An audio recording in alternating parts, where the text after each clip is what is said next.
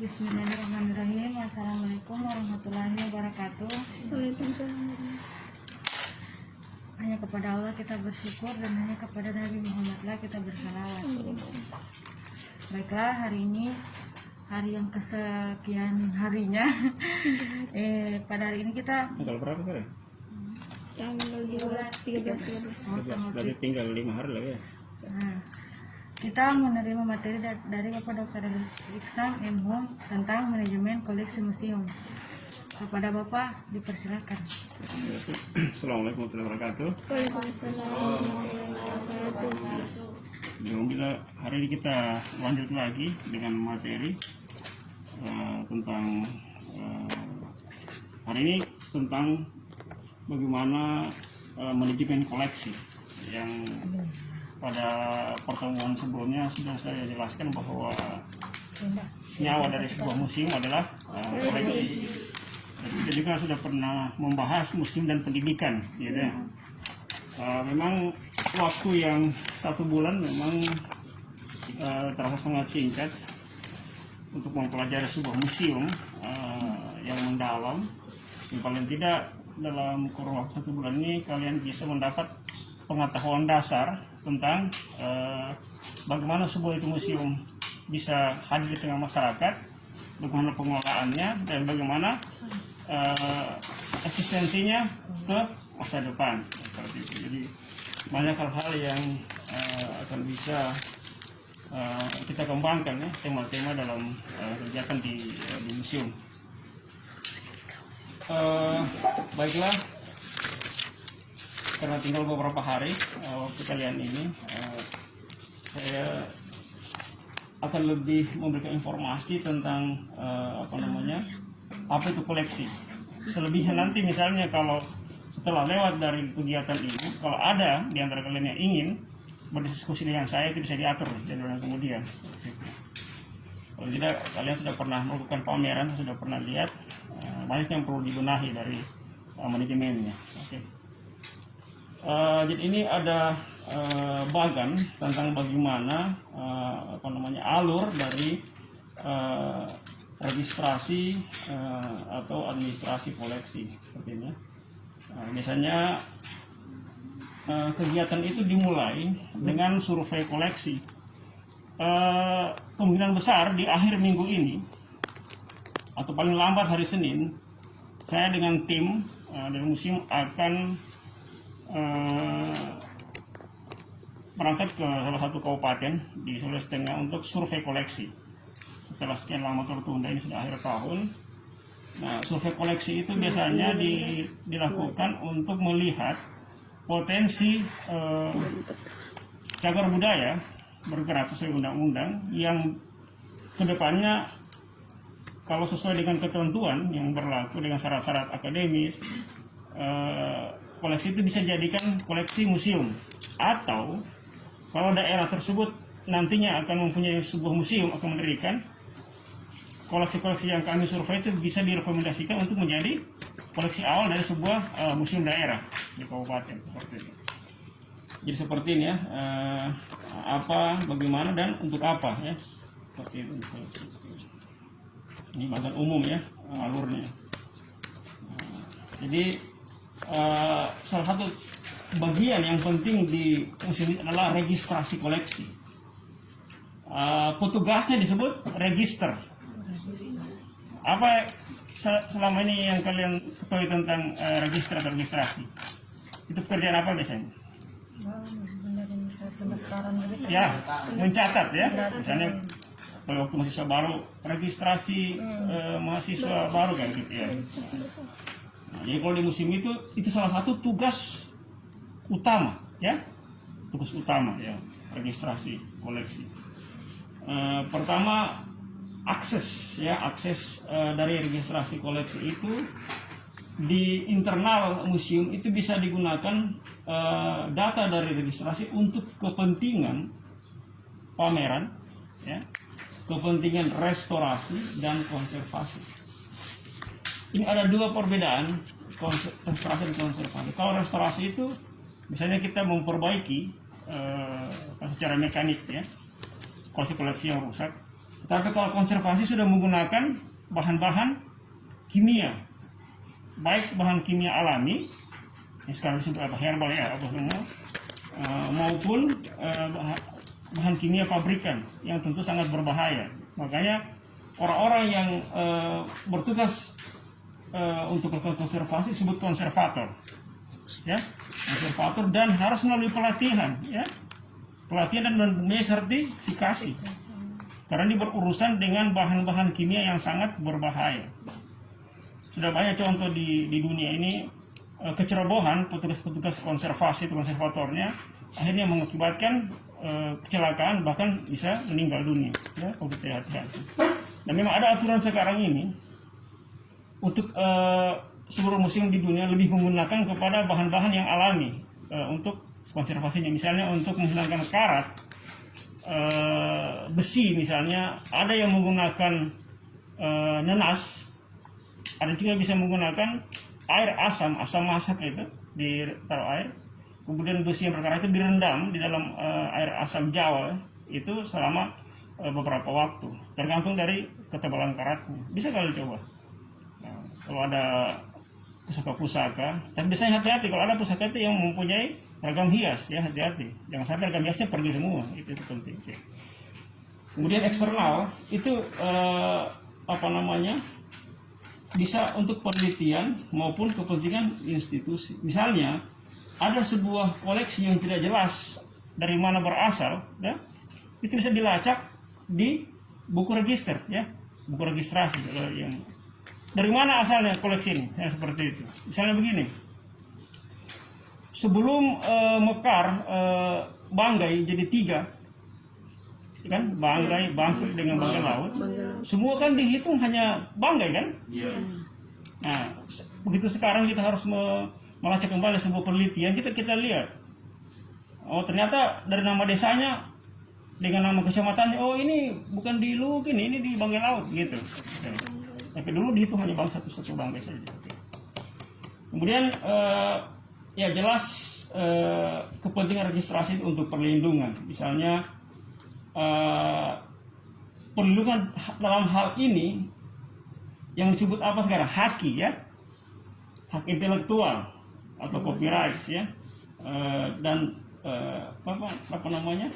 untuk melacak sebuah misalnya koleksi yang dicuri, ya, tiba-tiba hilang, banyak kasus di dunia ini, dicek di buku registrasi informasi tentang koleksi tersebut, nanti disebarkan ke ke penyidik atau ke publik, pernah tidak melihat barang-barang dengan ciri-ciri seperti ini, seperti itu, ya. Banyak kasus seperti ini di dunia, peluncuran barang-barang yang sangat berharga di museum, kemudian dilacak informasinya berdasarkan buku registrasi. Nah, untuk juga kepentingan informasi, misalnya yang sudah kita bahas, ya, yang lalu itu berbagai macam museum dan pendidikan, ya, sini, ya, saya tidak perlu lagi uraikan, ya, untuk jelas untuk kepentingan publikasi, dan dalam kehidupan sekarang ini juga untuk kepentingan pembuatan website, ya.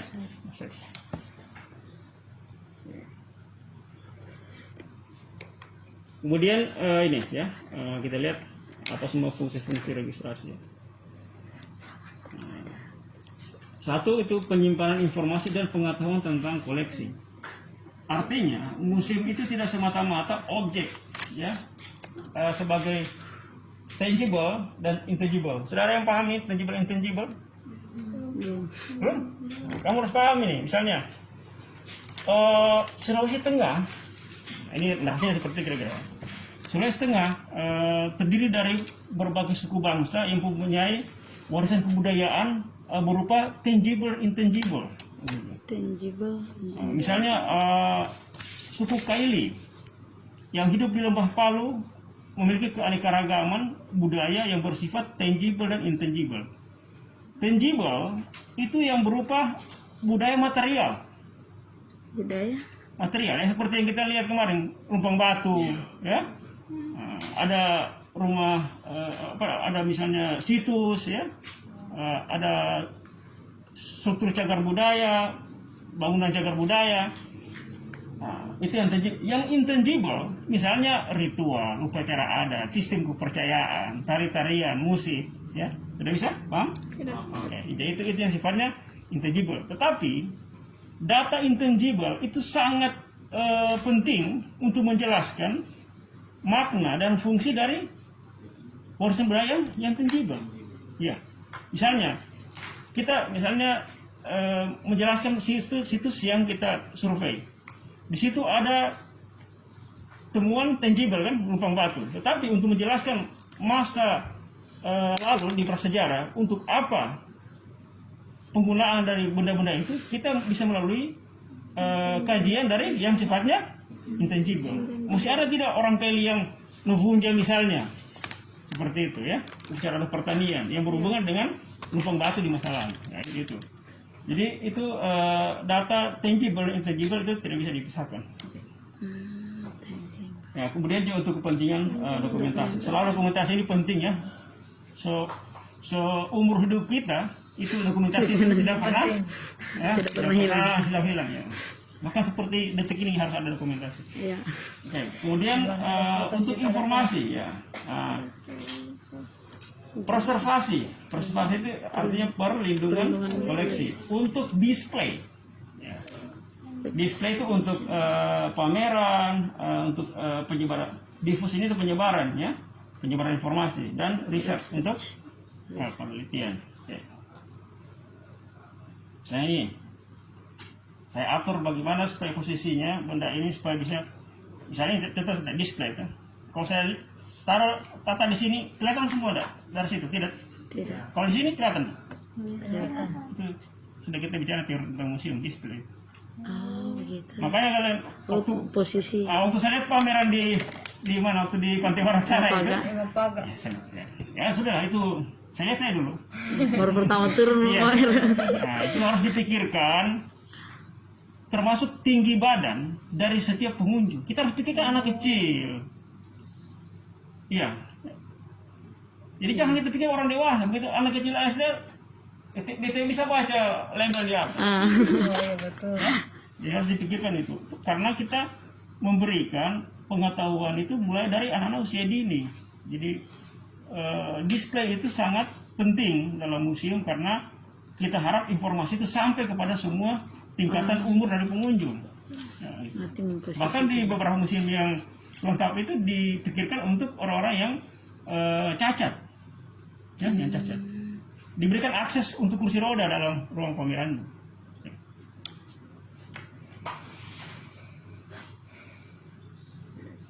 Tiga, nah ini apa itu ya, registernya. Jadi dalam registrasi itu kita juga ada setiap saat itu melakukan evaluasi sumber informasi ya. Jangan sampai kita hanya memegang dengan informasi awal yang tidak berkembang ya.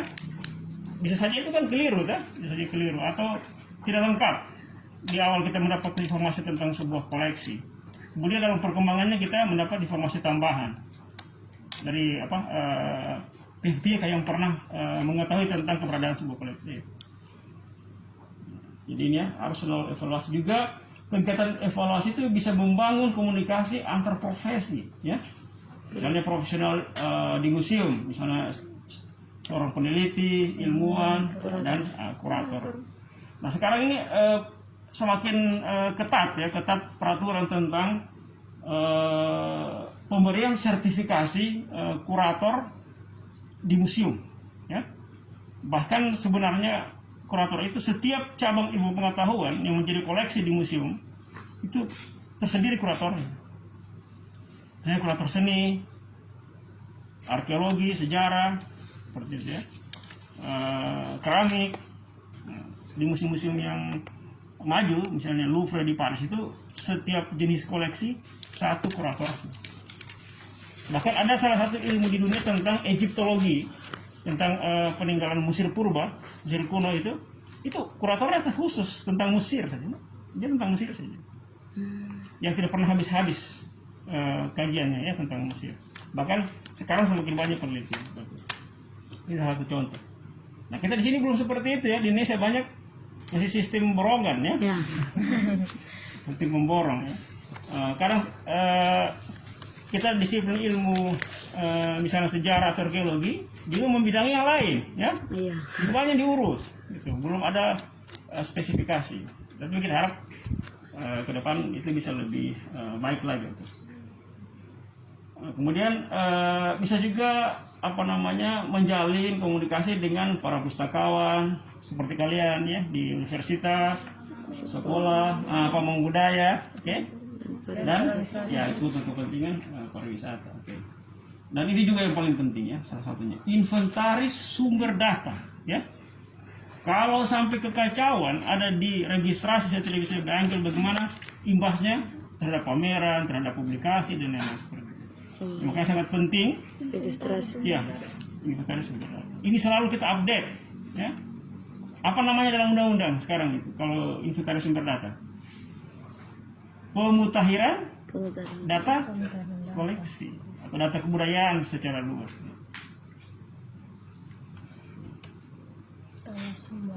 Oke, telah sumber, oke. Misalnya, apakah koleksi itu didokumentasi dalam bentuk Kertas. dicatat di kertas, Film, buat film, atau rekaman suara, oke. Kemudian isinya, ya apa objeknya, apa pemilik pembuat, konteks keberadaan objek ini misalnya ditemukan dari penggalian. Tahu penggalian? Maksudnya ini bukan penggalian liar, maksudnya penggalian oleh para peneliti, arkeolog, ekskavasi namanya. Ya, ekskavasi ya. Terkait masyarakat, biasanya masyarakat ini tidak sengaja bikin kebun atau mengolah sawah, membangun bangunan, proyek-proyek besar, tiba-tiba menemukan benda-benda cagar budaya yang seperti yang kayak kemarin di kebun. perhiasan emas yang dulu sangat terkenal itu, yang peninggalan Majapahit, ya. Terus belum lama ini tahun lalu di daerah Malang pembuatan jalan tol, banyak artefak ditemukan. Nah, itu ada undang-undang tersendiri atau peraturan pemerintah yang mengatur tentang ini, ya, tentang ditemukan dari mana sebuah benda itu. Terkait masyarakat. Tetapi memang salah satu undang-undang mengatakan atau pemerintah yang sifatnya benda cagar budaya bergerak harus disimpan, dilindungi dan kemudian dipamerkan di museum. Tidak boleh satu institusi itu menyimpan selamanya di situ. Selama untuk kepentingan penelitian boleh, tidak apa-apa. Tapi setelah itu harus Dikembalikan ke museum. Nah, bukan dikembalikan, diserahkan ke museum, ya. Oleh instansi manapun yang menemukan. Misalnya pernah Angkatan Laut Republik Indonesia itu menemukan ribuan keramik di dasar laut, ya, di Laut Jawa. Nah, setelah melalui proses administrasi oleh Angkatan Laut, kemudian ribuan keramik itu diserahkan ke Museum Nasional Indonesia, bahkan ke museum-museum lain karena terlalu banyak, ya. Kemudian itu memuat isinya tentang sejarah koleksi sebagai bahan dari keseluruhan objek, ya. Misalnya ada kalian menulis tentang bagaimana agama Islam itu menyebar dan berkembang di sebuah masyarakat komunitas berdasarkan sebuah catatan manuskrip, ya, sejarah. Nah, ini bisa menjelaskan, sangat membantu, ya, dari catatan seorang register, walaupun mungkin tidak terlalu panjang, tapi kalau dia valid dan rinci itu bisa menjadi sebuah dasar bahan untuk penelitian di lapangan. Soalnya tentunya saya banyak melihat naskah-naskah manuskrip tentang Islam, ya, di Wani banyak sekali yang belum terselamatkan di sana karena masyarakat masih banyak menyimpan tapi tidak menyerahkan ke pemerintah dan juga tidak dirawat, ya. Atau nanti kalau bisa dosen mau kapan-kapan survei ke Wani, ya. Karena Wani merupakan salah satu titik penyebaran agama Islam di Sulawesi Tengah atau khususnya di Lembah Palu. Ingat itu, ya. Oh, itu loh yang Kamu pernah ke sana? pernah ada lalu Al-Quran masih ada Al-Quran. Tapi belum semua kan satu itu. Belum, baru Soalnya itu hampir semua itu. Ya alami lah kayak. Tapi ada lagi yang lain sebelah utara selatan itu masih banyak, ya. Ya, ya saya tahu. Kemudian Nah, media informasinya seperti apa? Tadi itu ada dalam bentuk gambar, dalam bentuk foto misalnya, film, bahkan lukisan. Misalnya lukisan penangkapan Pangeran Diponegoro atau Raja bilang Diponegoro, ya. Nah itu, dulu kan belum ada foto ya, zaman itu. Jadi lukisan itu menjadi penting untuk merekam sebuah peristiwa. Nah, suara kan sampai sekarang masih kita gunakan, ya. Sangat penting rekaman suara. Kemudian sekarang ada teknik bagaimana mentranskrip sebuah rekaman ke dalam sebuah tulisan, ya kan? Ada bentuk sendiri. Baik dari rekaman, musik, wawancara, diskursus. Dalam bentuk buku, textbook ya. Bisa juga berkas administrasi, surat, dokumen, catatan. Nah ini isinya itu harus betul-betul dipelajari. Jangan sampai sebuah catatan, dokumen catatan hanya karena dia dalam misalnya tulisan Arab Melayu, ya, kita tidak tahu membaca tulisan itu, kita anggap ini sebuah misalnya petikan ayat suci misalnya Al-Quran, ternyata Arab Melayu itu tulisannya adalah kwitansi penyerahan pembelian sebuah tanah misalnya. Ya banyak kasus seperti itu ya. Jadi disimpan, dia ini dikeramatkan. Begitu ada ahlinya yang bisa baca, ini kwitansi Pak. Oh iya. Ya, banyak. Ya, jadi itu pentingnya kita mengenal misalnya salah satu bentuk-bentuk aksara yang ada di Indonesia. Iya, betul. Nah, bahkan begini, ada salah satu yang saya temukan di lapangan. Ada terjemahan langsung dari ayat Al-Quran, tapi kemudian diterjemahkan ke dalam bahasa daerah. Ya, dalam bahasa daerah. Di zaman ini sudah terjemahan Islam berkembang. Nah, petikan ayat itu tanpa dikurangi sedikit pun, tetapi dijadikan nasihat dalam bahasa daerah. Persoalannya, kalau kita tidak tahu misalnya nasihat itu dari surah apa di Al-Quran, kita menganggap ini tidak bagus karena dia bahasa daerah, tidak apa namanya hal-hal yang lama biasa tidak perlu diperhatikan seperti itu, karena kita langsung mengaitkan dengan sebuah komunitas adat misalnya. Itu pentingnya kita mempelajari syariat-syariat agama, juga mempelajari hakikat dari misalnya sebuah kebudayaan di masyarakat seperti itu. Ya, banyak kasus saya temukan begitu kita baca, oh ini terjemahan langsung Al-Baqarah ini, cuma di bahasa daerah kan. Nah, sekarang 2014 Departemen Agama telah menerbitkan di Indonesia itu Al-Quran dalam bahasa-bahasa daerah terjemahannya. Salah satunya bahasa Kaili. Ya, belum pernah baca kamu belum? Nah, mudah-mudahan bisa bahasa Lauje, Tajio, Dialog, ya, berikutnya. Oke, jadi apa seorang register itu petugasnya ingat? Ya, jadi dia menganalisis sumber data, ya, pilihan perangkat apa yang dia gunakan. Nah, sekarang kan sudah canggih kan? Mau lihat di sana itu buku besar, kamu tulis manual, ya. Dulu kita tulis manual itu, ribuan koleksi. Sekarang tinggal masuk data, ya. Digitalisasi namanya. Kemudian perlakuan data, ya, kita harus senantiasa itu menganggap data itu sangat penting. Input, penting input, ya, sistem input, ya. Sistem registrasi. Ya, sistem, ya. Nah ini sudah jelasin ya. Tidak perlu Komputer. ada manual, tapi dua-dua harus dilakukan, ya. Apa namanya untuk supaya apa, backup, ya. Oh iya. Nah, karena kalau sistem komputerisasi ada juga hang atau tiba-tiba bisa hilang, ya. Ya harus ada error ya itu. Ya. Bervirus. Atau gabungan keduanya. Ini yang kita pakai, ya. Gabungan. Oke. Objek berhubungan dengan misalnya sebuah pengetahuan, objek lain, tempat dan waktu, ya. Ya ini. Ini apa namanya? Setiap koleksi itu jangan lupa menulis tempat ditemukannya, kapan itu. Kalau dicatat, ya. Berhubungan tidak dengan objek lain, ya. Atau dengan ilmu pengetahuan apa? Misalnya ini sejarah, ini biologi kayak gitu.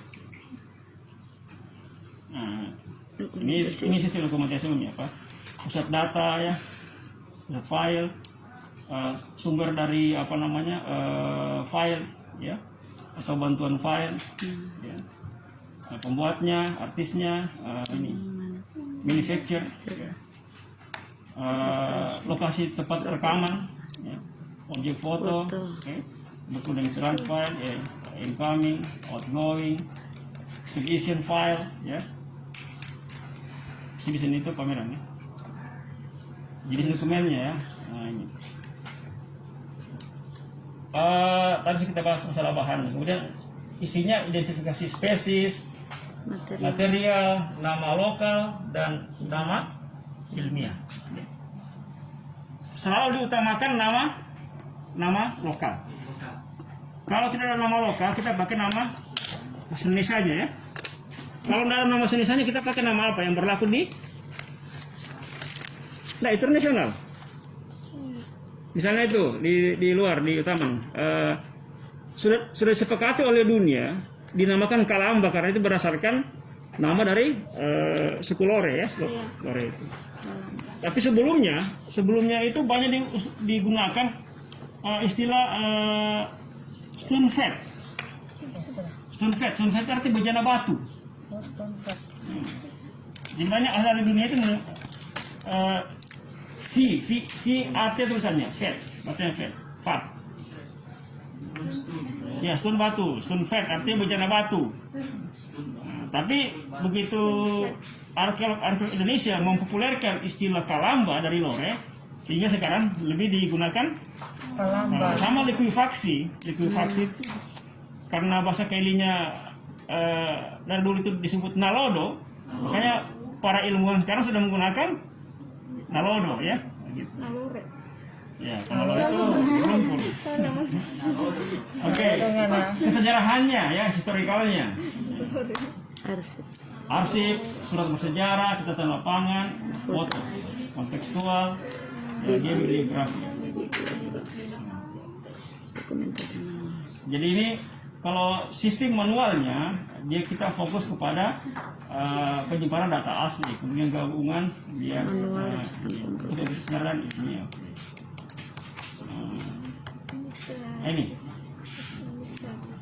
Ini tidak boleh dilewatkan. Mulai dari awal ya, nota penerimaan. Tetapi di museum itu selalu ada namanya tim pengadaan koleksi, ya.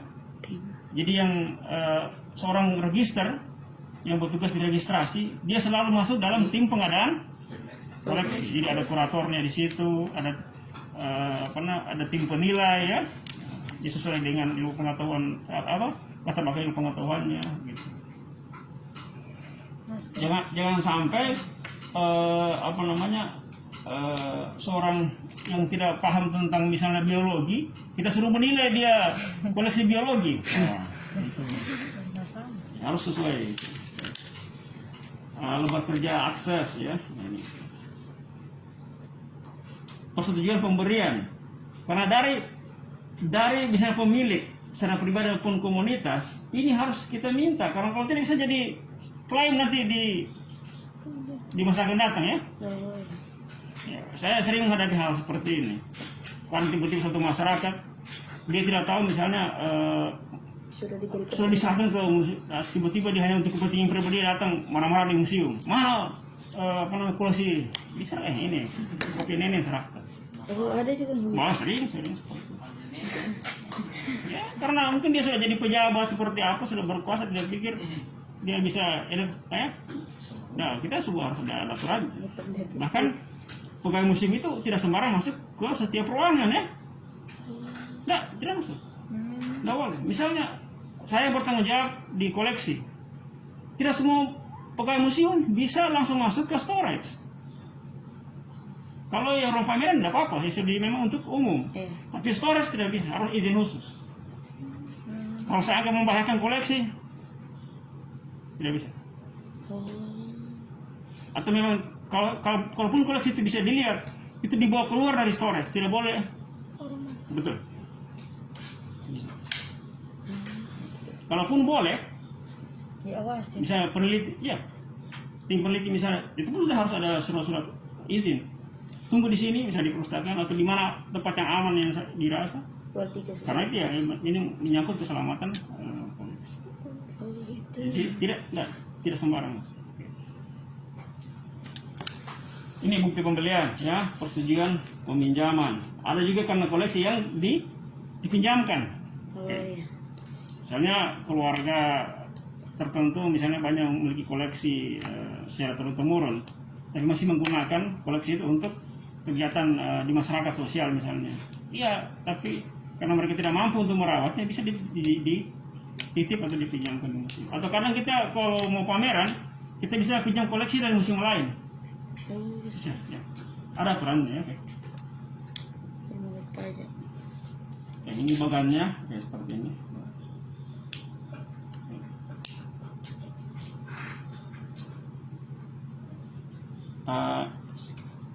Ada dua sebenarnya ya, yang sesi ini.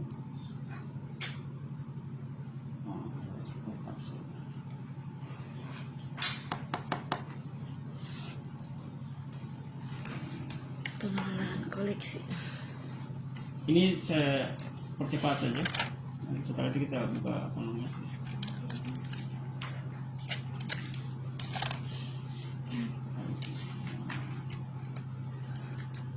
Jadi apa yang saya jelaskan tadi ya, saya kembali segarkan ingatan dari awal tentang registrasi itu, dia bagian dari pengelolaan Koleksi. mulai dari ini pengadaan, kemudian registrasi, kemudian Inventarisasi, perawatan, penelitian. hingga koleksi. Coba kamu bisa bikin bagannya dari ini, bagan seperti ini, cetak dari urutan atas, cetak. Pengadaan koleksi. Nah, ini bisa kan? Aspek kegiatan. Nah, iya. Pengadaan koleksi. Nah, ini. Hingga koleksi tersebut disajikan di ruang pameran maupun disimpan atau ditata di ruang yang saya bilang tadi, storage itu. Jadi misalnya sebuah museum mau memamerkan atau mendisplay koleksinya di ruang pameran, misalnya hanya 20% dari misalnya 5.000 jumlah koleksinya. Berarti berapa kalau dari 20%? Dari 5.000, coba itu. Ini contoh saja. Ya. 5.000, 20%. Ya. Berapa ya? 1.000. 1.000. Berarti ada 4.000 yang Disimpan. di storage. Sementara yang lainnya dipamerkan. Tapi setiap minimal 2 tahun atau maksimal 5 tahun, koleksi yang dipamerkan di pameran harus diganti. Itu pekerjaan tidak pernah putus sebenarnya. Ya, tidak pernah. Jadi cuma sayang keadaan di seluruh dunia seperti ini, apalagi khusus Sulawesi Tengah, Palu. Belum lama kita menghadapi bencana alam, kemudian dilanjutkan lagi dengan bencana wabah. Jadi betul-betul kita sangat mempengaruhi aktivitas kita ya, seperti itu. Oke. Pak, itu koleksi yang maksudnya koleksi tidak dipamerkan semua itu memang disengaja simpan atau nanti dipamerkan juga? Maksudnya dirubah? Ya, maksudnya kalau dia tidak dipamerkan, atau ada alasan-alasan tertentu memang ruang penyimpanan, dia bukan gudang ya, namanya ruang simpan, storage. Itu pertama kita pisahkan juga koleksi-koleksi yang rusak maupun yang terkena penyakit dengan koleksi yang sudah dikonservasi, yang siap dipamerkan. Makanya saya bilang tadi minimal 2 tahun, maksimal 5 tahun, semua koleksi yang ada di ruang pameran itu harus diganti. Itu maksudnya tadi. Karena kenapa? Biasanya setiap museum mempunyai keterbatasan ruang pameran. Kalau misalnya ruang pamerannya banyak, kadang yang disimpan di storage itu hanya 20%, tapi terbalik 80% yang dipamerkan. Itu tergantung setiap museum ya. Setiap museum. Itu yang contoh saya kasih tadi. Tidak harus dia hanya 10%, 20%, tidak. Tergantung dari. Tapi jelas tidak boleh juga semua dipamerkan. Tidak. Oh gitu. Iya, ya. Karena ada hanya 15% dari jumlah koleksi sebuah museum, yang lainnya disimpan. Itu maksudnya. Oke. Pertama, alasan karena keterbatasan ruang pameran itu biasanya.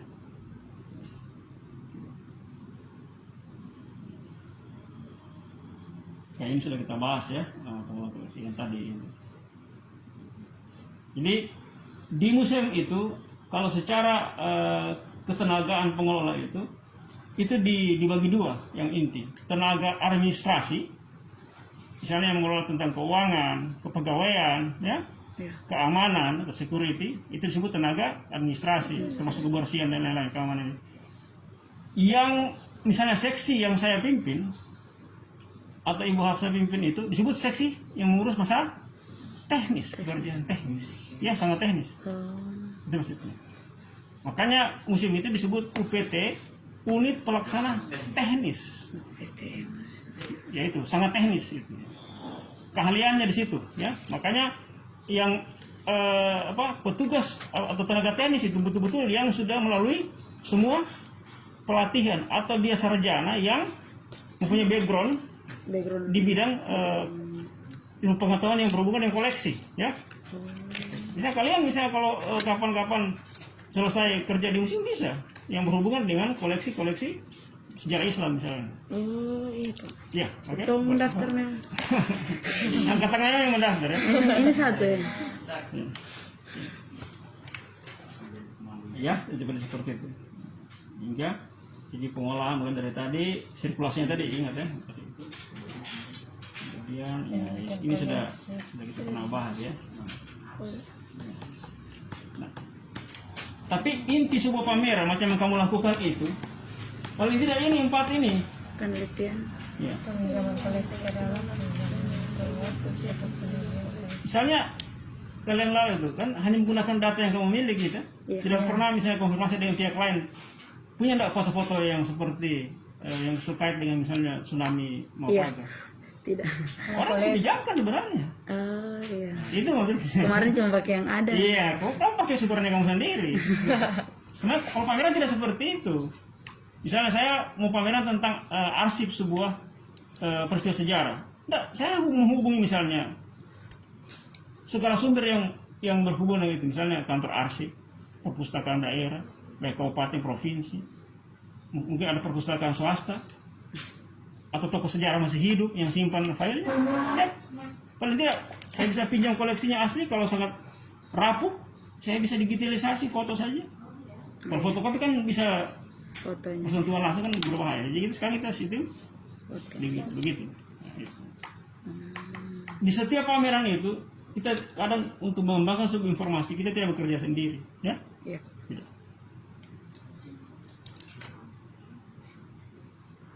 Pengadaan. Oke, pengadaan itu. Ya sudah pernah kita bahas ya pengadaan ya. Iya Pak.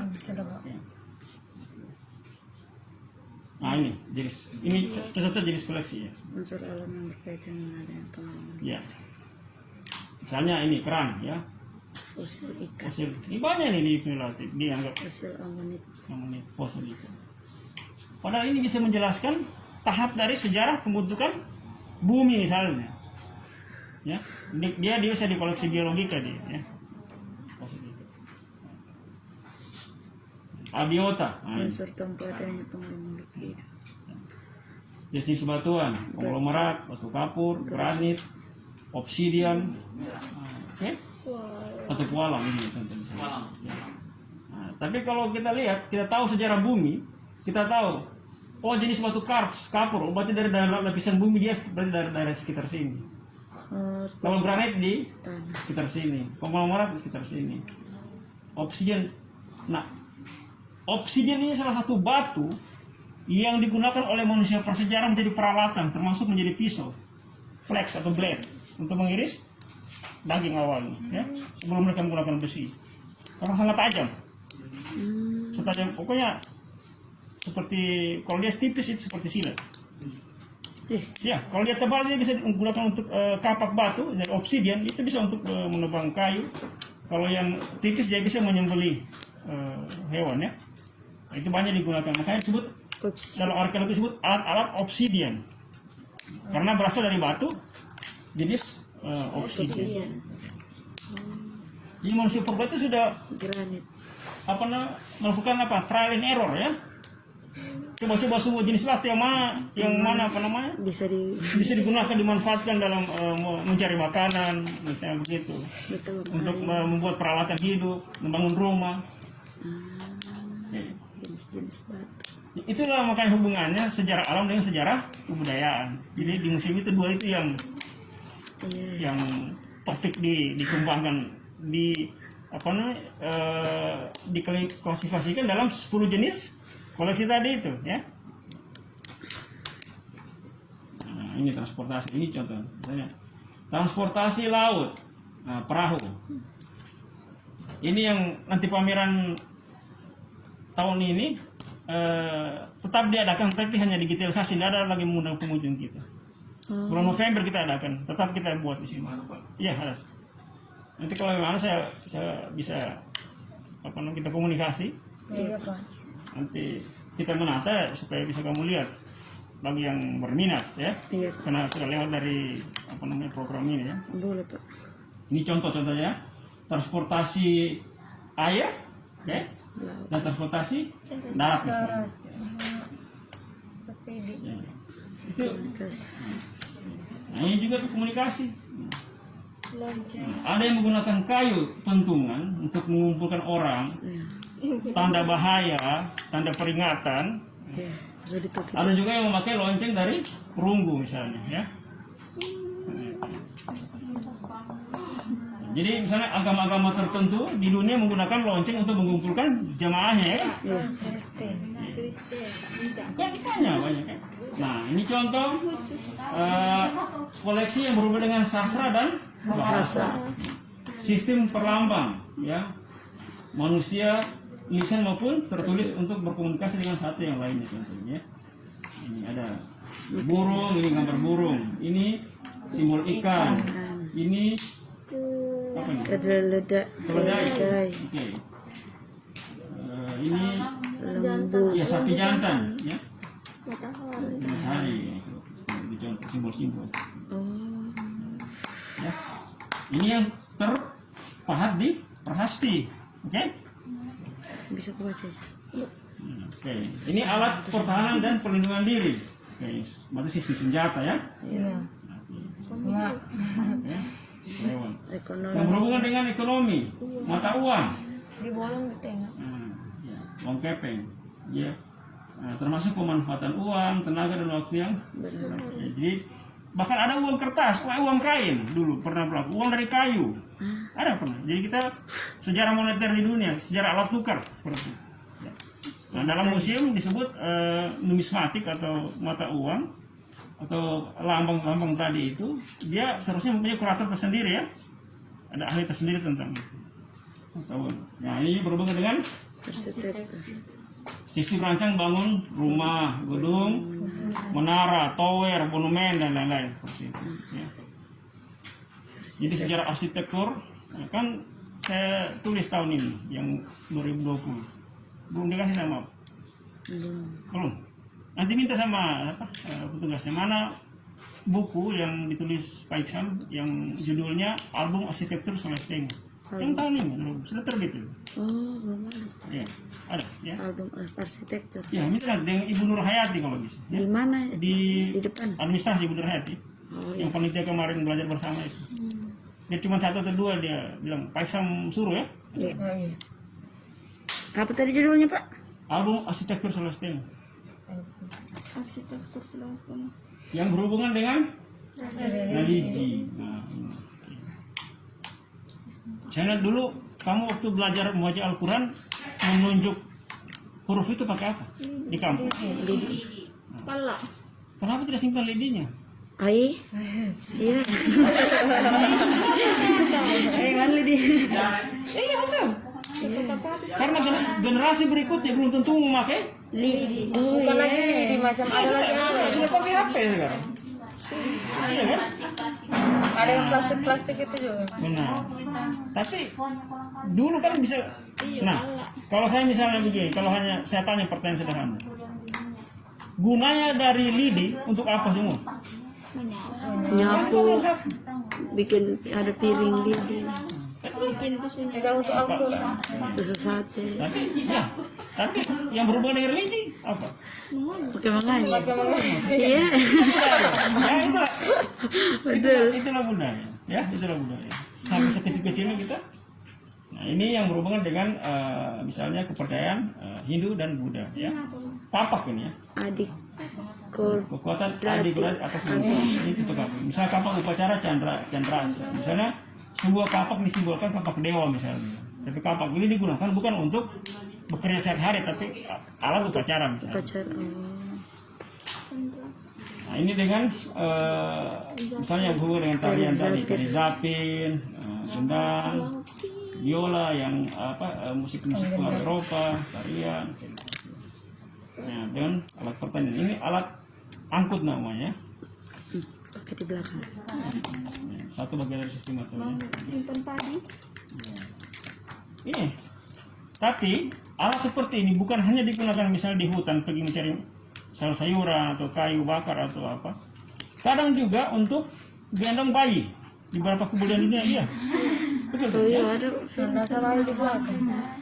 Biasanya itu waktu perginya masih kosong ini dia bawa anak kecil dia taruh di wadah itu apa namanya anak kecil dia gendong. Pulang sudah dia pulang ada isinya. Tapi di beberapa kebudayaan itu seperti Cina, hal seperti ini memang digunakan juga untuk gendong bayi. Baby carrier, ya, buat membuat bayi. Bismillahirrahmanirrahim. Assalamualaikum warahmatullahi wabarakatuh. Hanya kepada Allah kita bersyukur dan hanya kepada Nabi Muhammadlah kita bersalawat. Baiklah, hari ini hari yang kesekian harinya. Pada hari ini kita Tanggal berapa sekarang? Tanggal 13. Berarti tinggal 5 hari lagi ya. Nah, kita menerima materi dari Bapak Dr. Iksan M. Hum tentang manajemen koleksi museum.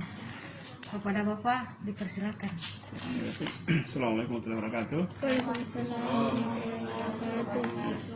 Alhamdulillah hari ini kita lanjut lagi dengan materi tentang hari ini tentang bagaimana manajemen koleksi yang pada pertemuan sebelumnya sudah saya jelaskan bahwa nyawa dari sebuah museum adalah koleksi. Dan kita juga sudah pernah membahas museum dan pendidikan, gitu ya. Memang waktu yang 1 bulan memang terasa sangat singkat untuk mempelajari sebuah museum yang mendalam. Yang paling tidak dalam kurun waktu 1 bulan ini kalian bisa mendapat pengetahuan dasar tentang bagaimana sebuah itu museum bisa hadir di tengah masyarakat, bagaimana pengelolaannya dan bagaimana eksistensinya ke masa depan. Jadi banyak hal-hal yang akan bisa kita kembangkan ya, tema-tema dalam kegiatan di museum. Baiklah, karena tinggal beberapa hari waktu kalian ini, saya akan lebih memberikan informasi tentang apa itu koleksi. Selebihnya nanti misalnya kalau setelah lewat dari kegiatan ini, kalau ada di antara kalian yang ingin berdiskusi dengan saya itu bisa diatur jadwalnya kemudian. Kalau tidak, kalian sudah pernah melakukan pameran, sudah pernah lihat banyak yang perlu dibenahi dari manajemennya. Jadi ini ada bagan tentang bagaimana alur dari registrasi atau administrasi koleksi seperti ini. Biasanya kegiatan itu dimulai dengan survei koleksi. Kemungkinan besar di akhir minggu ini atau paling lambat hari Senin, saya dengan tim dari museum akan berangkat ke salah satu kabupaten di Sulawesi Tengah untuk survei koleksi. Setelah sekian lama tertunda, ini sudah akhir tahun. Nah, survei koleksi itu biasanya dilakukan untuk melihat potensi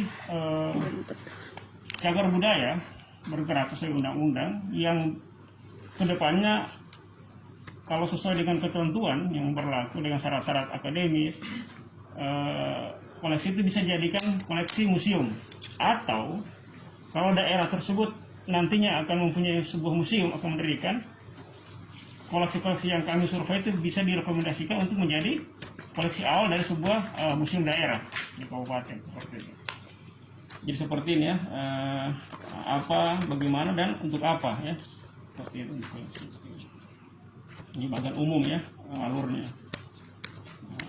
Jadi salah satu bagian yang penting di museum ini adalah registrasi koleksi. Petugasnya disebut register. Apa selama ini yang kalian ketahui tentang registrasi? Itu pekerjaan apa biasanya? Ya, mencatat ya. Misalnya waktu mahasiswa baru, registrasi mahasiswa baru kayak gitu ya. Nah, jadi kalau di museum itu salah satu tugas utama ya, tugas utama ya, registrasi koleksi. Pertama, akses dari registrasi koleksi itu di internal museum itu bisa digunakan data dari registrasi untuk kepentingan pameran ya, kepentingan restorasi dan konservasi. Ini ada dua perbedaan, restorasi dan konservasi. Kalau restorasi itu misalnya kita memperbaiki secara mekanik ya, koleksi yang rusak. Tapi kalau konservasi sudah menggunakan bahan-bahan kimia, baik bahan kimia alami yang sekarang disebut herbal ya, maupun bahan kimia pabrikan yang tentu sangat berbahaya. Makanya orang-orang yang bertugas untuk melakukan konservasi disebut konservator, ya, konservator, dan harus melalui pelatihan, ya, pelatihan dan mempunyai sertifikasi. Karena ini berurusan dengan bahan-bahan kimia yang sangat berbahaya. Sudah banyak contoh di dunia ini kecerobohan petugas-petugas konservasi, konservatornya akhirnya mengakibatkan kecelakaan, bahkan bisa meninggal dunia. Ya, hati-hati. Dan memang ada aturan sekarang ini untuk seluruh museum di dunia lebih menggunakan kepada bahan-bahan yang alami untuk konservasinya. Misalnya untuk menghilangkan karat, besi misalnya, ada yang menggunakan nenas, ada juga bisa menggunakan air asam masak itu, ditaruh air, kemudian besi yang perkara itu direndam di dalam air asam Jawa itu selama beberapa waktu, tergantung dari ketebalan karatnya. Bisa kalian coba.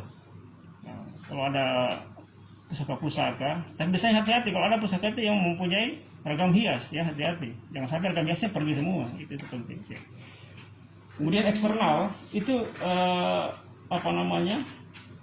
bisa untuk penelitian maupun kepentingan institusi. Misalnya ada sebuah koleksi yang tidak jelas dari mana berasal, ya, itu bisa dilacak di buku register, ya, buku registrasi yang dari mana asalnya koleksi ini, ya, seperti itu. Misalnya begini, sebelum mekar banggai jadi 3, kan, banggai, bangkit dengan banggai laut, semua kan dihitung hanya banggai kan.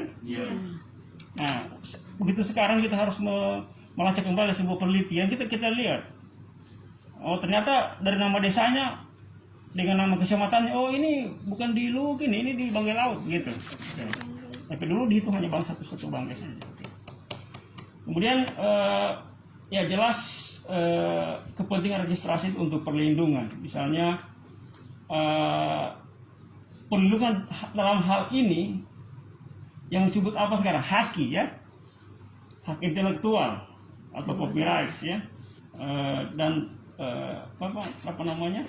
untuk melacak sebuah misalnya koleksi yang dicuri, ya, tiba-tiba hilang, banyak kasus di dunia ini, dicek di buku registrasi informasi tentang koleksi tersebut, nanti disebarkan ke ke penyidik atau ke publik, pernah tidak melihat barang-barang dengan ciri-ciri seperti ini, seperti itu, ya.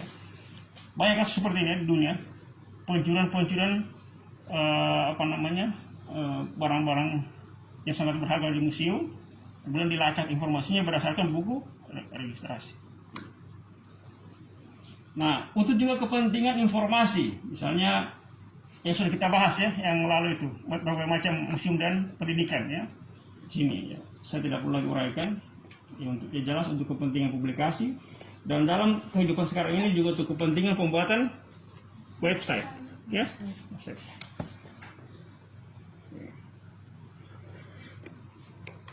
Kemudian ini ya, kita lihat apa semua fungsi-fungsi registrasi. Satu itu penyimpanan informasi dan pengetahuan tentang koleksi. Artinya museum itu tidak semata-mata objek, ya, sebagai tangible dan intangible. Saudara yang paham nih tangible dan intangible? Belum? Kamu harus paham nih. Misalnya Sulawesi Tengah, ini narasinya seperti kira-kira.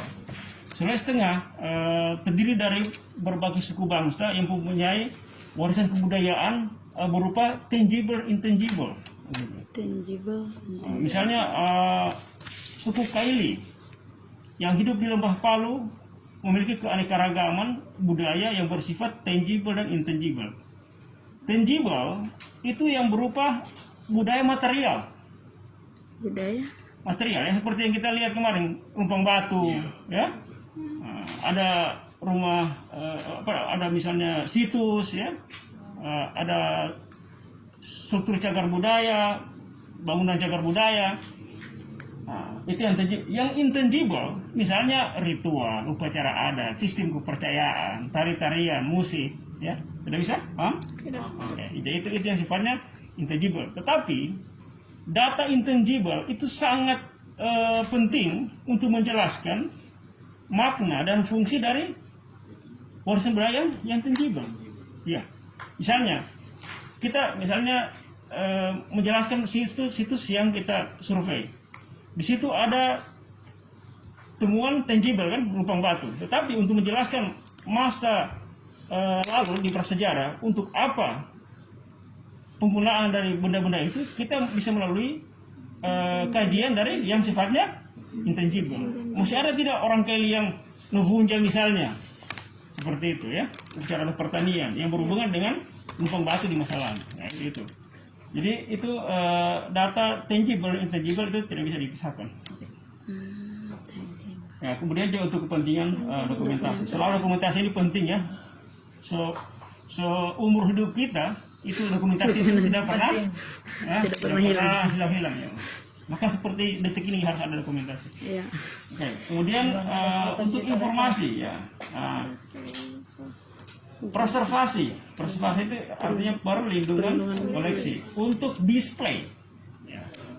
Display itu untuk pameran, untuk penyebaran, difusi ini untuk penyebaran ya, penyebaran informasi dan riset untuk penelitian. Saya atur bagaimana supaya posisinya benda ini supaya bisa, misalnya kita sudah display kan. Kalau saya taruh tata di sini kelihatan semua dari situ tidak? Tidak. Kalau di sini kelihatan? Kelihatan. Itu sudah kita bicara teori tentang museum display.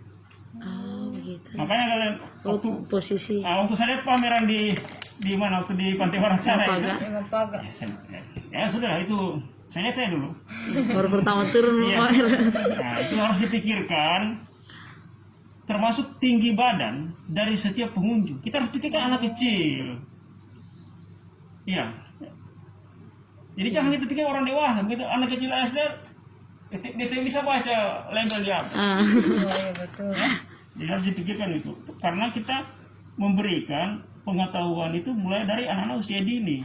Jadi display itu sangat penting dalam museum karena kita harap informasi itu sampai kepada semua tingkatan umur dari pengunjung. Nah, bahkan di beberapa museum yang lengkap itu dipikirkan untuk orang-orang yang cacat, ya, yang cacat. Diberikan akses untuk kursi roda dalam ruang pamerannya.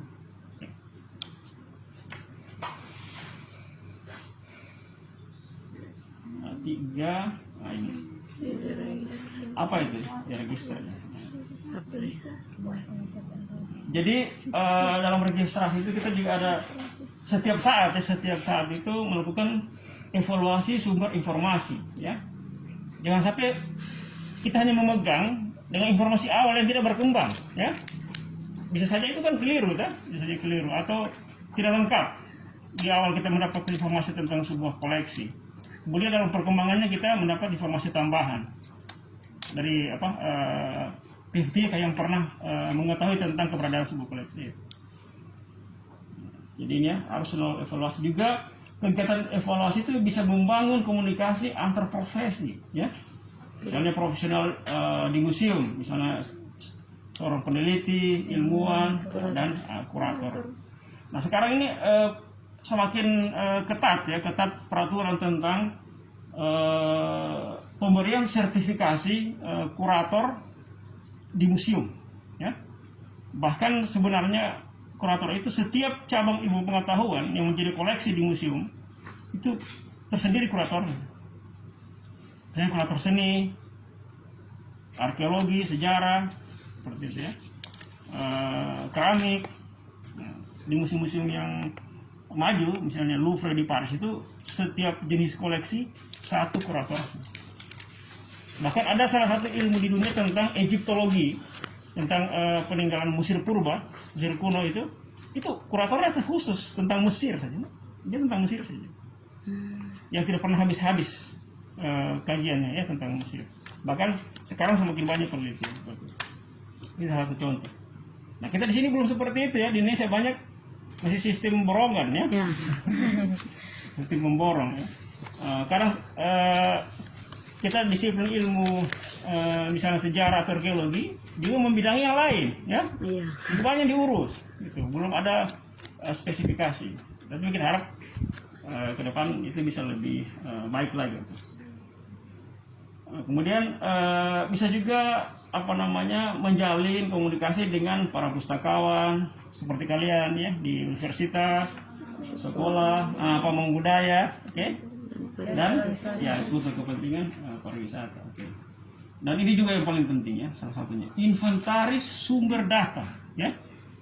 Kalau sampai kekacauan ada di registrasi saya tidak bisa diambil bagaimana imbasnya terhadap pameran, terhadap publikasi dan lain-lain seperti itu. Makanya sangat penting registrasi. Ya, inventaris sumber data. Ini selalu kita update, ya. Apa namanya dalam undang-undang sekarang itu? Kalau inventaris sumber data, pemutahiran data koleksi atau data kebudayaan secara luas.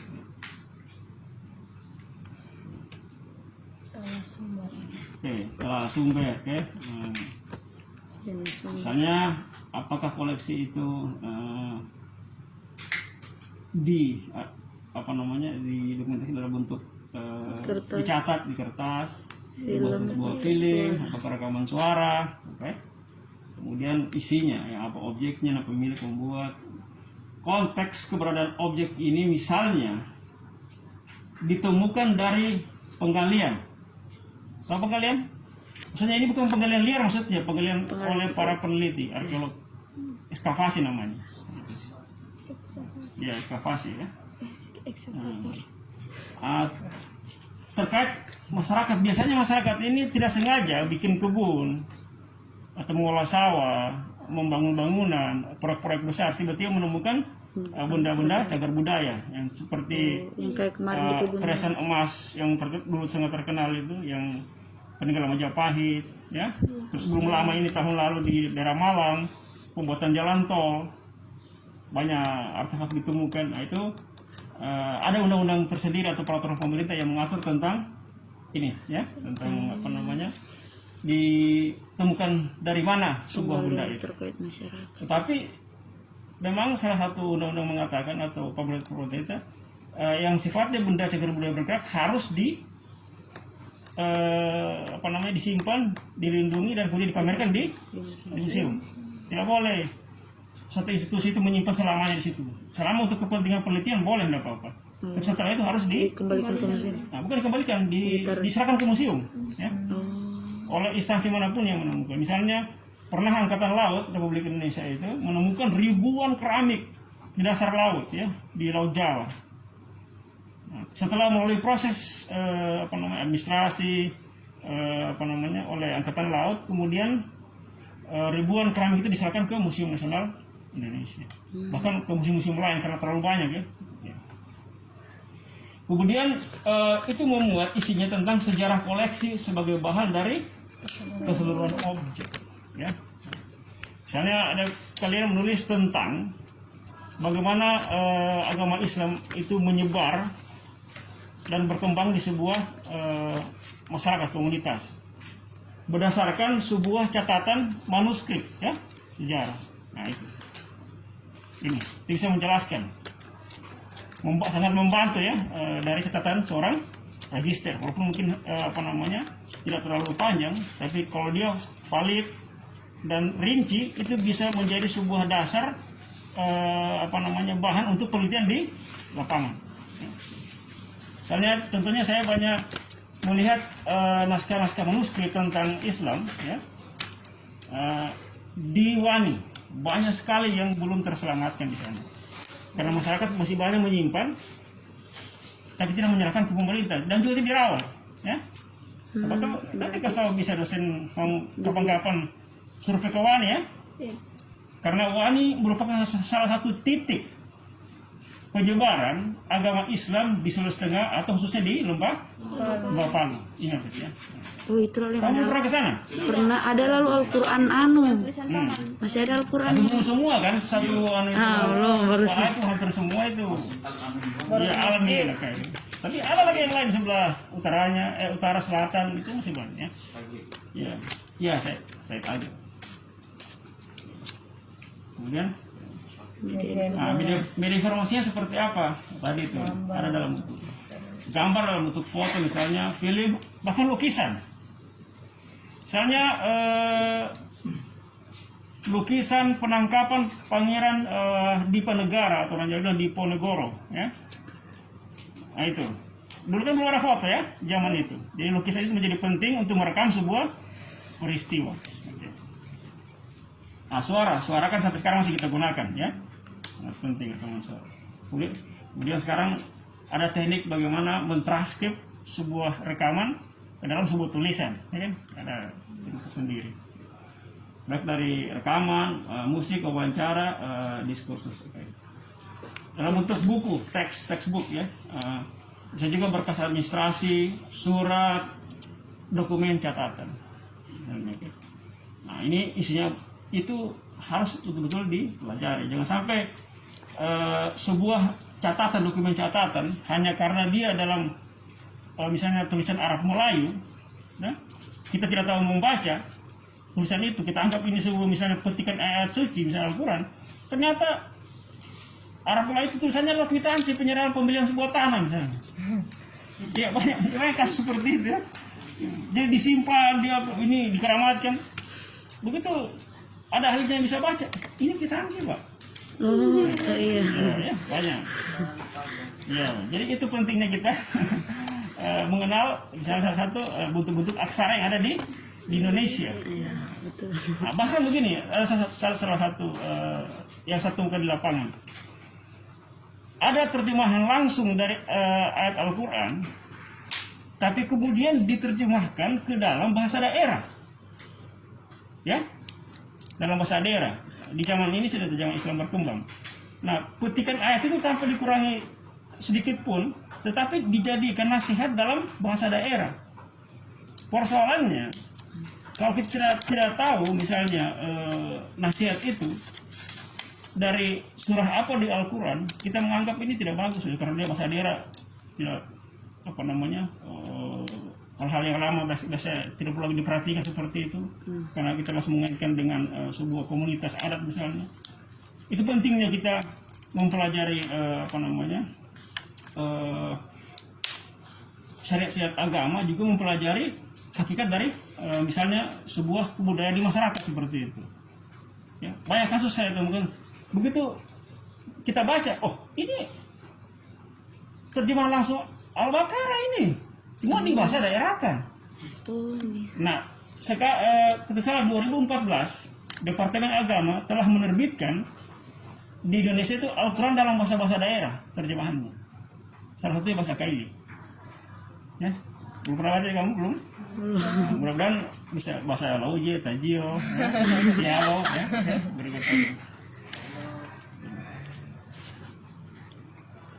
Oke, jadi apa seorang register itu? Petugasnya, ingat? Iya, petugas. Ya, jadi dia menganalisis sumber data, ya, pilihan perangkat apa yang dia gunakan. Nah, sekarang kan sudah canggih kan. Mau lihat di sana itu buku besar, kamu tulis manual, ya. Dulu kita tulis manual itu, ya. Ribuan koleksi. Sekarang tinggal masuk data, ya. Digitalisasi namanya.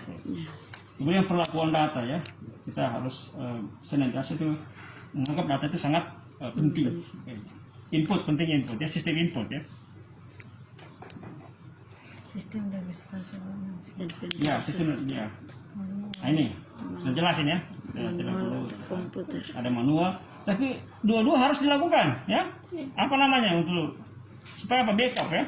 Oh iya. Nah, karena kalau sistem komputer hasil ada juga hang atau tiba-tiba bisa hilang ya.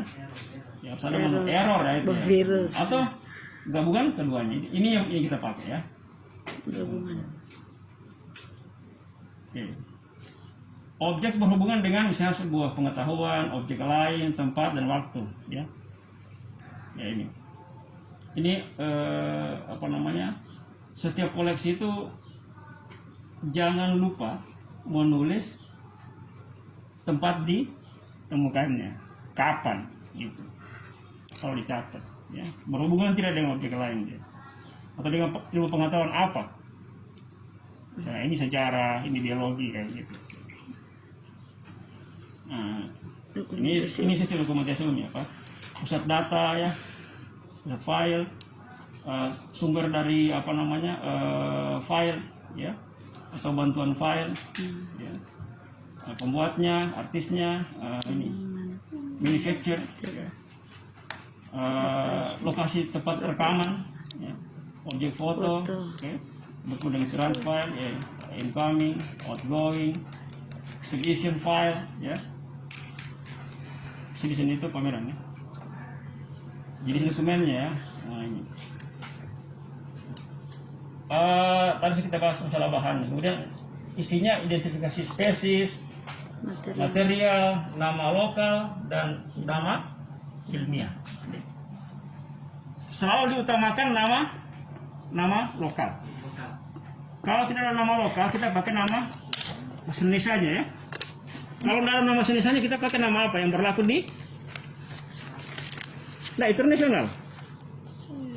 Misalnya itu di luar di Utaman sudah disepakati oleh dunia dinamakan Kalamba karena itu berdasarkan nama dari suku Lore ya, Lore.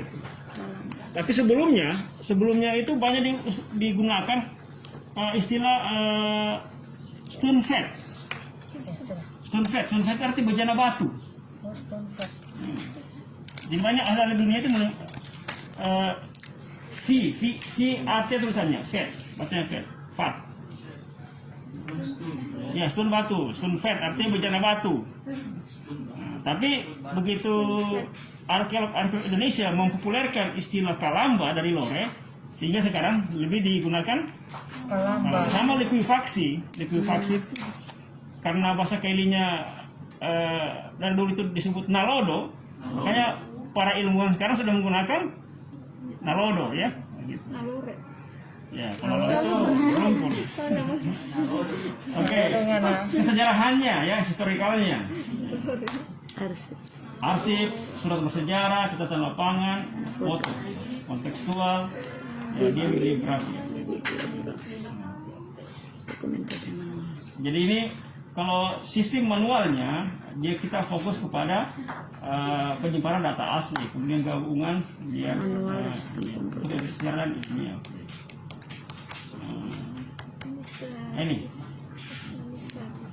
Ini tidak boleh dilewatkan. Mulai dari awal ya, nota penerimaan. Tetapi di museum itu selalu ada namanya tim pengadaan koleksi, ya. Jadi yang seorang register yang bertugas di registrasi, dia selalu masuk dalam tim pengadaan koleksi. Jadi ada kuratornya di situ, ada ada tim penilai ya, sesuai dengan ilmu pengetahuan latar belakang ilmu pengetahuannya gitu. Jangan sampai seorang yang tidak paham tentang misalnya biologi, kita suruh menilai dia koleksi biologi. Nah, itu. Harus sesuai. Lembar kerja akses ya. Ini. persetujuan pemberian. Karena dari misalnya pemilik secara pribadi maupun komunitas, ini harus kita minta. Karena kalau tidak bisa jadi klaim nanti di masa akan datang ya. Ya, saya sering menghadapi hal seperti ini. Kan tiba-tiba satu masyarakat dia tidak tahu misalnya sudah diserahkan ke tiba-tiba dia hanya untuk kepentingan pribadi datang marah-marah di museum. Mana koleksi bisa ini yang serahkan. Oh, ada juga. Malah sering.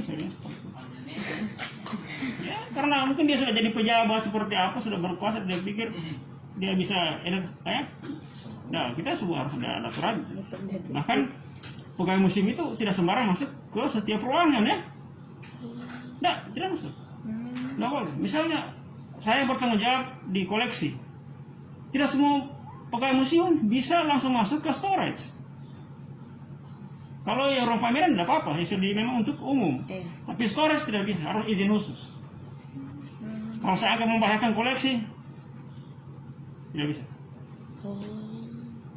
Atau memang kalaupun koleksi itu bisa dilihat, itu dibawa keluar dari storage, tidak boleh. Betul. Bisa. Kalaupun boleh, diawasi. misalnya peneliti, ya, tim peneliti misalnya, itu pun sudah harus ada surat-surat izin. Tunggu di sini, bisa di perpustakaan atau di mana tempat yang aman yang dirasa. Karena itu ya, ini menyangkut keselamatan koleksi. Jadi tidak sembarang.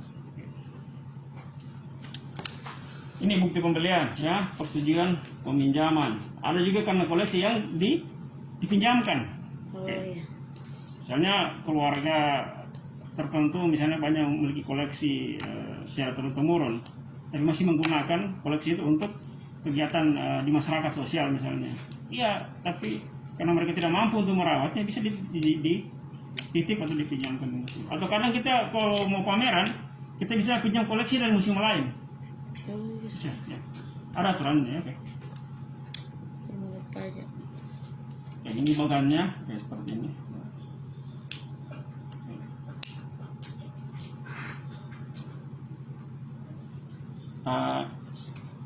Ada dua sebenarnya ya, yang saya ini.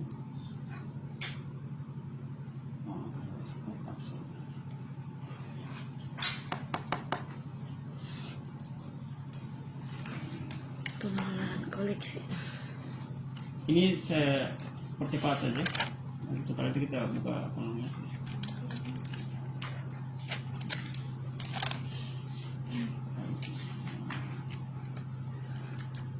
Jadi apa yang saya jelaskan tadi ya, saya kembali segarkan ingatan dari awal tentang registrasi itu, dia bagian dari pengelolaan koleksi. Mulai dari ini pengadaan, kemudian registrasi, kemudian Inventarisasi, perawatan, penelitian. hingga koleksi. Coba kamu bisa bikin bagannya dari ini, bagan seperti ini, cetak dari urutan atas, cetak. Pengadaan koleksi. Nah, iya kan, bisa kan? Aspek kegiatan. Iya. Pengadaan koleksi. Nah, ini. Hingga koleksi tersebut disajikan di ruang pameran maupun disimpan atau ditata di ruang Simpan. yang saya bilang tadi, storage itu. Jadi misalnya sebuah museum memamerkan atau mendisplay koleksinya di ruang pameran, misalnya hanya 20% dari misalnya 5.000 jumlah koleksinya. Berarti berapa kalau dari 20%? Dari 5.000, coba itu. Ini contoh saja. 5.000, 20%. Ya. Berapa ya? 1.000. 1.000. Berarti ada 4.000 yang disimpan. Di storage.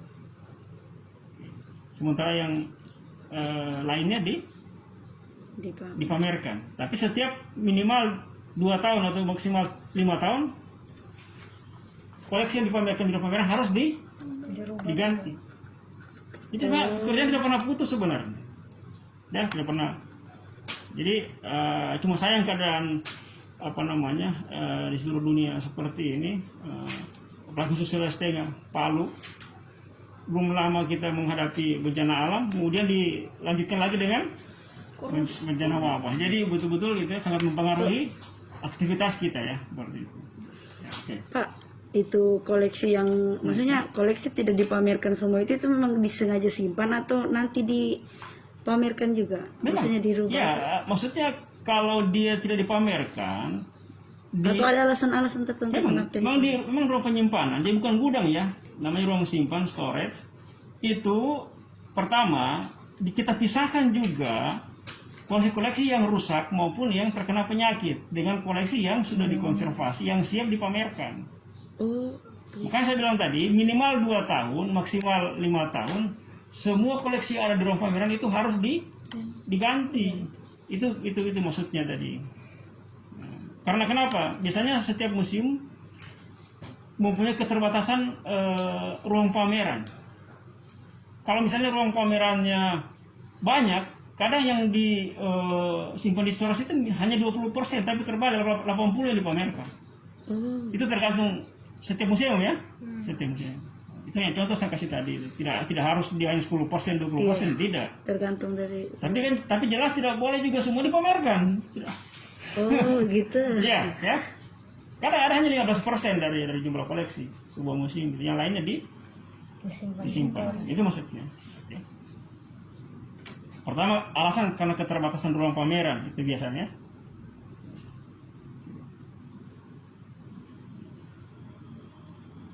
Nah, ini sudah kita bahas ya, pengelola koleksi yang tadi ini. Jadi di museum itu kalau secara ketenagaan pengelola itu dibagi dua yang inti. Tenaga administrasi, misalnya yang mengelola tentang keuangan, kepegawaian, ya, keamanan atau security, itu disebut tenaga administrasi, termasuk kebersihan dan lain-lain, keamanan. Yang misalnya seksi yang saya pimpin atau Ibu Hafsah pimpin itu disebut seksi yang mengurus masalah teknis, pekerjaan teknis, ya sangat teknis. Itu maksudnya. Makanya museum itu disebut UPT, unit pelaksana teknis. Yaitu sangat teknis itu. Keahliannya di situ, ya. Makanya yang petugas atau tenaga teknis itu betul-betul yang sudah melalui semua pelatihan atau dia sarjana yang mempunyai background di bidang ilmu pengetahuan yang berhubungan dengan koleksi, ya. Misalnya kalau kapan-kapan selesai kerja di museum bisa yang berhubungan dengan koleksi sejarah Islam misalnya. Oh, iya Pak. Ya, oke. Atau mendaftarnya. Angkat tangannya yang mendaftar ya. Ini satu ya. Ya, seperti itu. Hingga jadi pengolahan mulai dari tadi, sirkulasinya tadi ingat ya. Kemudian ya, ini sudah kita pernah bahas ya. Nah, tapi inti sebuah pameran macam yang kamu lakukan itu paling tidak ini 4 ini. Penelitian. Ya. Peminjaman koleksi ke dalam, Misalnya kalian lalu itu kan hanya menggunakan data yang kamu miliki gitu. Tidak pernah misalnya konfirmasi dengan pihak lain. Punya enggak foto-foto yang seperti yang terkait dengan misalnya tsunami maupun apa? Tidak. Orang bisa dijangka sebenarnya. Oh, iya. Itu maksudnya. Kemarin cuma pakai yang ada. Iya, kamu pakai sumbernya kamu sendiri. Sebenarnya kalau pameran tidak seperti itu. Misalnya saya mau pameran tentang arsip sebuah peristiwa sejarah. Nggak, saya menghubungi misalnya segala sumber yang berhubungan dengan itu. Misalnya kantor arsip, perpustakaan daerah, baik kabupaten, provinsi. Mungkin ada perpustakaan swasta. Atau toko sejarah masih hidup yang simpan filenya. Paling tidak saya bisa pinjam koleksinya asli. Kalau sangat rapuh, saya bisa digitalisasi foto saja. Kalau fotokopi kan bisa Fotonya. bersentuhan langsung kan berbahaya. Jadi sekali kita sistem begitu. Nah, itu. Di setiap pameran itu kita kadang untuk mengembangkan sebuah informasi kita tidak bekerja sendiri, ya. Iya. Tidak.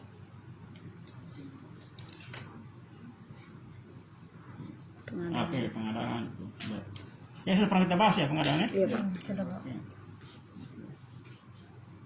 Nah ini tercatat jenis koleksi ya. Unsur alam yang berkaitan dengan adanya pengalaman. Ya. Misalnya ini keran ya. Fosil ikan. Fosil. Ini banyak nih dianggap Fosil amonit. fosil ikan. Padahal ini bisa menjelaskan tahap dari sejarah pembentukan bumi misalnya. Ya, dia bisa dikoleksi biologika dia. Ya. Fosil ikan. Abiota. Nah, Unsur tanpa adanya pengaruh makhluk hidup. jenis batuan, konglomerat, batu kapur, granit, obsidian, oke, batu pualang ini contohnya. Ya. Nah, tapi kalau kita lihat, kita tahu sejarah bumi, kita tahu, oh jenis batu karst, kapur, oh, berarti dari daerah lapisan bumi dia berarti dari daerah sekitar sini. Kalau granit di sekitar sini, konglomerat di sekitar sini, obsidian. Nah, obsidian ini salah satu batu yang digunakan oleh manusia prasejarah menjadi peralatan, termasuk menjadi pisau, flex atau blade untuk mengiris daging awalnya, ya, sebelum mereka menggunakan besi, karena sangat tajam. Setajam, pokoknya seperti kalau dia tipis itu seperti silet. Ya, kalau dia tebal dia bisa digunakan untuk kapak batu dari obsidian, itu bisa untuk menebang kayu. Kalau yang tipis dia bisa menyembelih hewan, ya. Itu banyak digunakan, makanya disebut dalam arkeologi disebut alat-alat obsidian karena berasal dari batu jenis obsidian. Jadi manusia purba itu sudah Granit. melakukan trial and error, ya. Coba-coba semua jenis batu yang mana Bisa digunakan, dimanfaatkan dalam mencari makanan, misalnya begitu. betul Untuk membuat peralatan hidup, membangun rumah. jenis-jenis batu. Itulah makanya hubungannya sejarah alam dengan sejarah kebudayaan. Jadi di museum itu dua itu yang topik dikembangkan, diklasifikasikan dalam 10 jenis koleksi tadi itu, ya. Nah, ini transportasi, ini contoh misalnya transportasi laut, nah, perahu. Ini yang nanti pameran tahun ini tetap diadakan, tapi hanya digitalisasi, tidak ada lagi mengundang pengunjung kita. Bulan November kita adakan, tetap kita buat di sini. Iya, harus. Nanti kalau memang saya bisa kita komunikasi. Iya, Pak. Nanti kita menata supaya bisa kamu lihat bagi yang berminat, ya. Iya. Karena sudah lewat dari program ini, ya. Boleh Pak. Ini contohnya transportasi air, ya, dan transportasi darat misalnya. Ya. Itu. Nah, ini juga untuk komunikasi. Ada yang menggunakan kayu pentungan untuk mengumpulkan orang, tanda bahaya, tanda peringatan. Ya, jadi Pak, Ada juga yang memakai lonceng dari perunggu misalnya, ya. Jadi misalnya agama-agama tertentu di dunia menggunakan lonceng untuk mengumpulkan jamaahnya, ya. Kan banyak, ya. Nah, ini contoh koleksi yang berhubungan dengan sastra dan bahasa. Sistem perlambang, ya. Manusia lisan maupun tertulis untuk berkomunikasi dengan satu yang lainnya, contohnya. Ini ada burung, ini gambar burung. Ini simbol ikan. Ini apa nih? Keledai. Keledai. Oke. Ini Lembu. ya sapi jantan, ya. Matahari. Matahari, ya. Ini contoh simbol-simbol. Oh. Ya. Ini yang terpahat di prasasti, oke? Bisa aku baca aja. Oke. Ini alat pertahanan dan perlindungan diri. Oke. Berarti sistem senjata, ya. Iya. Semua. Oke. Hewan. Ekonomi. Yang berhubungan dengan ekonomi, mata uang, Dibolong ditengok. ya, uang kepeng, ya. Nah, termasuk pemanfaatan uang, tenaga dan waktu yang Benar. ya, jadi bahkan ada uang kertas, uang kain dulu pernah berlaku, uang dari kayu, ada pernah. Jadi kita sejarah moneter di dunia, sejarah alat tukar seperti itu. Ya. Nah, dalam museum disebut numismatik atau mata uang atau lambang-lambang tadi itu, dia seharusnya mempunyai kurator tersendiri, ya. Ada ahli tersendiri tentang itu. Nah, ini berhubungan dengan Arsitek. sistem rancang bangun rumah, gedung, menara, tower, monumen dan lain-lain seperti itu. Ya. Jadi sejarah arsitektur kan saya tulis tahun ini yang 2020. Belum dikasih sama belum. Nanti minta sama petugasnya mana buku yang ditulis Pak Iksam yang judulnya Album Arsitektur Sulawesi Tengah. Yang tahun ini sudah terbit itu. Oh, belum ada. Ya, ada ya. Album arsitektur. Ya, minta dengan Ibu Nur Hayati kalau bisa. Ya. Di mana? Di Di depan. administrasi Ibu Nur Hayati. Oh, Yang panitia kemarin belajar bersama itu. Dia cuma 1 atau 2 dia bilang, Pak Iksam suruh ya. Iya. Oh iya. Apa tadi judulnya, Pak? Album arsitektur Celestine. Arsitektur Celestine. Yang berhubungan dengan religi. Nah, oke. Saya ingat dulu kamu waktu belajar membaca Al-Quran menunjuk huruf itu pakai apa di kampus? Pala. Kenapa tidak simpan lidinya? Ai. Iya. Ai mana dia? Iya betul. Karena generasi berikutnya belum tentu memakai. Oh Bukan lagi iya. di macam ada lagi apa? Sudah pakai HP sekarang. Iya kan? Ada yang plastik itu juga. Benar. Tapi dulu kan bisa. Nah, kalau saya misalnya begini, kalau hanya saya tanya pertanyaan sederhana, gunanya dari lidi untuk apa semua? Nyapu, bikin ada piring lidi, Tidak untuk Al-Quran. tusuk sate, Tapi yang berhubungan dengan religi apa? pakai makanya. Iya. Ya itulah. Betul. Itulah budaya. Ya, itulah budaya. Sampai sekecil-kecilnya kita. Nah, ini yang berhubungan dengan misalnya kepercayaan Hindu dan Buddha ya. Kapak ini ya. Adik kor Kekuatan adik berat atas manusia. Ini tipe kapak. Misalnya kapak upacara Candrasa. Misalnya sebuah kapak disimbolkan kapak dewa misalnya. Tapi kapak ini digunakan bukan untuk bekerja sehari-hari tapi alat upacara misalnya. pacar. Oh.